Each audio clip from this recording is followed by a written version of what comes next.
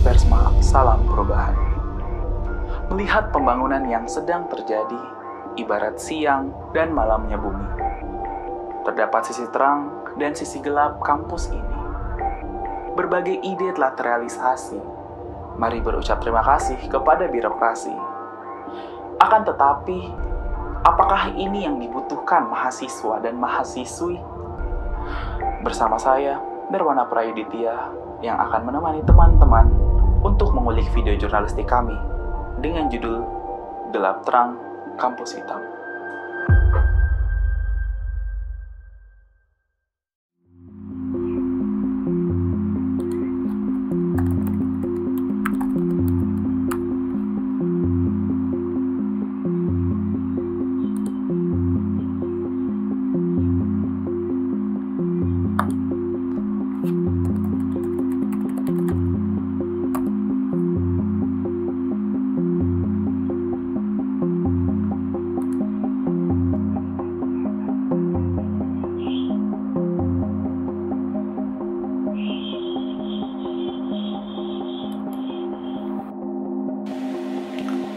Apa yang terbesit di kepala teman-teman ketika mendengar kata pembangunan? Dikutip dari Kamus Besar Bahasa Indonesia, pembangunan merupakan proses, cara, ataupun perbuatan membangun. Banyak perubahan yang dapat dilakukan, baik itu pembangunan sosial budaya, ekonomi, maupun infrastruktur. Sepanjang tahun 2021, kampus yang akrab dengan julukan Kampus Hitam ini bisa dikatakan sedang melakukan pembangunan serta renovasi infrastruktur secara besar-besaran. Bisa dilihat, terjadi banyak perubahan dari berbagai sudut wilayah kampus, baik itu kampus 1 maupun kampus 2. Kami pun melakukan wawancara terhadap beberapa mahasiswa mengenai maraknya pembangunan yang terjadi di kampus ini, dan berikut pendapat mereka.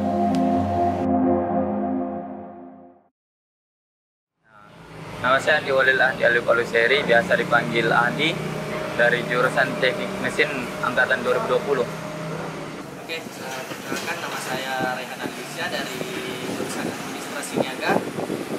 Sekarang lembaga saya itu Dewan Mahasiswa.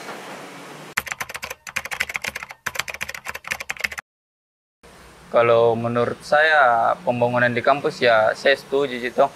Kalau pembangunan di kampus karena pembangunan juga melambangkan kemajuan untuk suatu lembaga. Tapi pembangunan yang memikirkan dampaknya juga efek sampingnya tentang masyarakat sekitarnya. Jadi kalau untuk pembangunan di kampus selama ini saya setuju.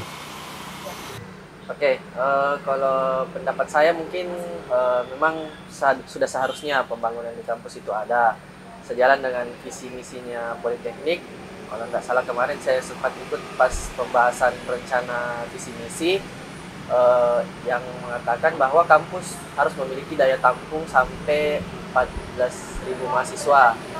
Nah, kalau saya sepakat memang harus ada seperti itu selama pembangunan tersebut sejalan dengan jumlah mahasiswa dan tidak memberatkan terhadap mahasiswa itu sendiri.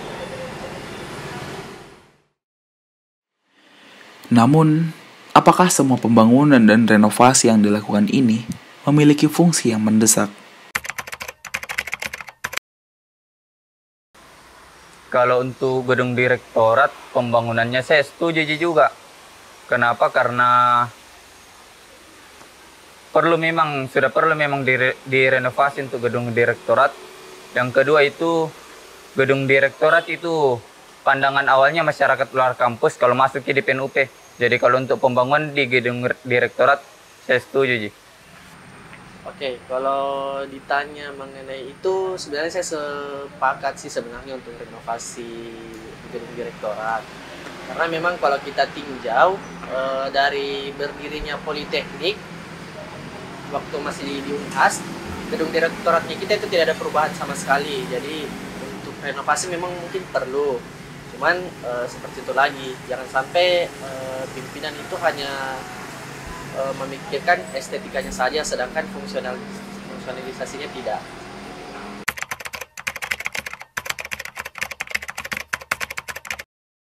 Jadi di dalam rencana strategis kita tahun 2001 sampai 2025 itu memang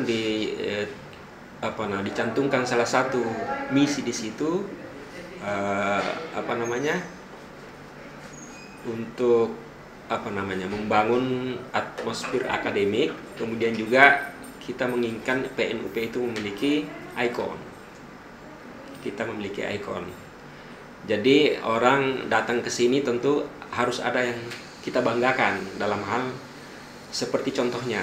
Kalian anak-anak lihat itu gerbang yang ada di depan itu ikon. Ganjil rasanya kalau gerbang kita sudah sangat bagus, begitu masuk gedung utama kita itu tidak menarik.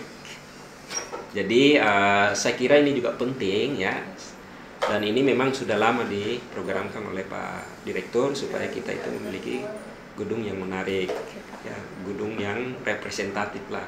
Coba bandingkan antara gedung yang sebelumnya dengan sekarang.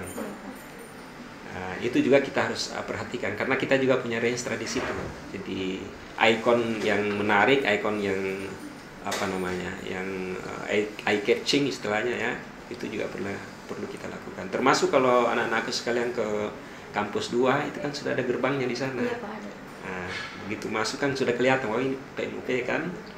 Nah, itu cuma memang di sana gerbangnya lebih kecil ya dibanding dengan sini. Tapi rencana di arah pintu 2-nya yang mengarah ke Moncong Loe ya, yang berseberangan dengan perumahan Royal ya. Iya, Pak. Iya. Nah, itu insya Allah kita akan bangun juga gerbang yang semenarik ini supaya orang kalau melintas dia tahu bahwa di dalam di Politeknik.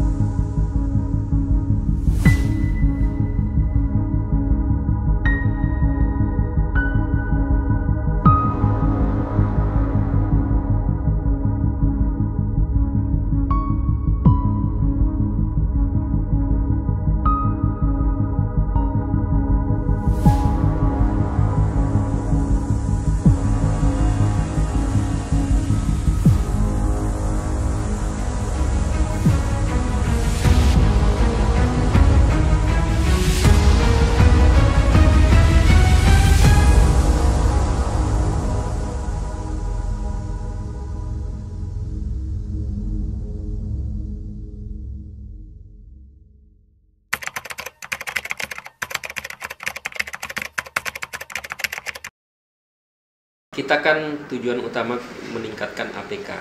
APK itu adalah angka partisipasi kasar. Maksudnya meningkatkan kapasitas institusi dalam menerima mahasiswa. Itu bukan itu tuntutan dari kementerian, khususnya di Direktur Jenderal Pendidikan Vokasi, yang menginginkan jumlah mahasiswa itu terus meningkat. Nah, karena harus meningkat berarti sarana prasarana yang kita akan bangun harus diprioritaskan kepada kelas, lab bengkel. Makanya seperti anak-anakku semua lihat, kita sementara bangun sekarang lab energi terbarukan, kemudian lab teknik sipil, kemudian lab teknik listrik.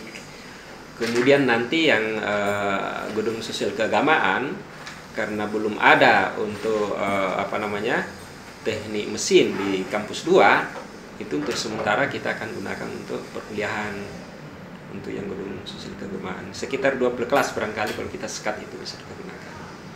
Nah, itu yang kita prioritaskan dulu untuk sarana proses belajar mengajar. Nah, bahwa kemudian PKM punya rencana untuk dibangun, kita punya rencana paling lambat insya Allah tahun 2023. Dan lahannya kita sudah siapkan dekat, kalau tidak salah dekatnya lapangan tenis bagian belakang. Padahal, jika melihat ke belakang, terdapat gedung pusat kegiatan mahasiswa yang keadaannya cukup memprihatinkan.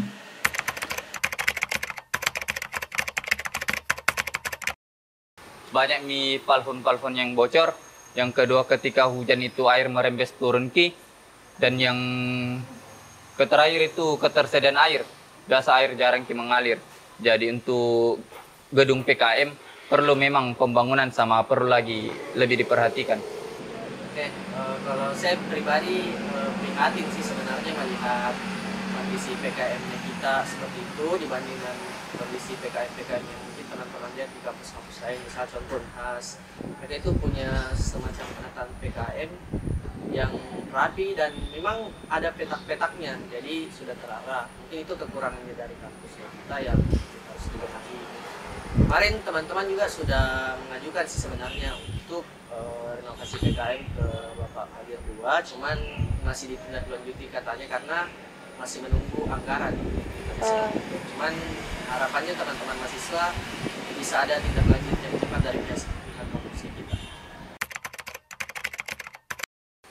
Ya kalau harapannya ya perlu memang dibangun sama lebih diperhatikan karena untuk menunjang kreativitasnya lagi mahasiswa perlu memang lebih dibangun lagi PKM.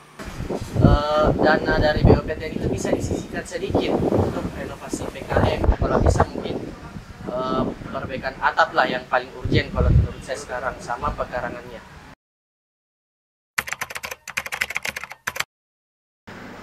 Tiga tahapannya. Tahapan pertama itu harus ada perencanaan dulu, ya bagaimana gambarnya, bagaimana RAB-nya, ya bagaimana instalasinya dan seterusnya. Kemudian baru dilakukan tender kalau dia di atas 200 juta nilainya ya.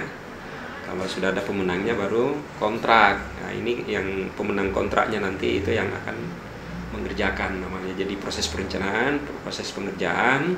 Pada saat proses pengerjaan itu berbarengan dengan proses pengawasannya. Jadi ada konsultan perencana, ada pekerjanya, dan ada konsultan pengawasnya. Saya sudah 4 kali ke situ dan saya perhatikan betul, termasuk apa yang Adek sampaikan tadi mengenai kebocoran itu sudah saya sampaikan ke bagian rumah tangga dan perlengkapan. Cuma surat yang masuk memang di ujung-ujung tahun. Nah di ujung tahun itu tidak ada anggaran, sudah habis. Jadi termasuk itu sampah, tong sampah. Kita pernah beli tong sampah itu lebih dari 20 dan saya minta untuk bukan hanya di situ, saya minta juga di lapangan basket. Paling tidak 1 tong sampah besar di situ, karena di sana kan cukup tinggi juga aktivitas mahasiswa di situ dan cukup banyak juga sampah berserakan. Terkait dengan hal ini terima kasih masukannya, karena informasi ini artinya waktu saya tanya ke bagian penanggung jawab rumah tangga dan perlengkapan, katanya dia sudah kerjakan, ternyata masih bocor ya. Berarti ini saya akan sampaikan kembali kenapa belum dibenahi sebaik mungkin ya, tapi laporannya katanya dia sudah ini. Cuma mungkin karena hujannya intens, kemudian termasuk hujan deras, itu mungkin yang menyebabkan di beberapa titik juga bocor. Kalau tidak salah di bagian barat, kemudian di bagian sisi dekatnya Mapala ya, di situ juga ada. Kemudian saya perhatikan juga di bagian depan. Kemudian tong sampah itu saya kecewa mendengar bahwa sampai sekarang belum ada. Nanti saya akan tunggu supaya segera didistribusi di sana, paling tidak 2 tong sampah ya. Tapi saya juga minta ke mahasiswa, saya sudah pernah lihat mahasiswa itu ikut membersihkan. Pak Yunus yang kirim ke saya laporannya, itu bagus dibiasakan. Jadi anggap itu rumah sendiri, dibenahi yang bisa kita benahi sendiri, yang tidak perlu menggunakan biaya ya. Nah, tapi insya Allah itu tong sampahnya akan segera kita distribusi ke sana. Kemudian atap yang bocor itu saya akan panggil kembali dan menjawab rumah tangga untuk diantisipasi, diperbaiki, yang bisa dikerjakan oleh staf rumah tangga dan perlengkapan. Karena kalau orang luar yang mengerjakan itu harus kontrak, tidak bisa dia langsung kerja dan itu butuh waktu. Bisa langsung kita suruh, bisa. Kalau orang dalam yang bekerja itu bisa cepat. Cuma apa mampu dia mengerjakan, karena sesungguhnya rumah tangga itu kan punya keterbatasan. Mengerjakan pemeliharaan. Lantas, apakah hal tersebut merupakan sebuah keputusan yang tepat?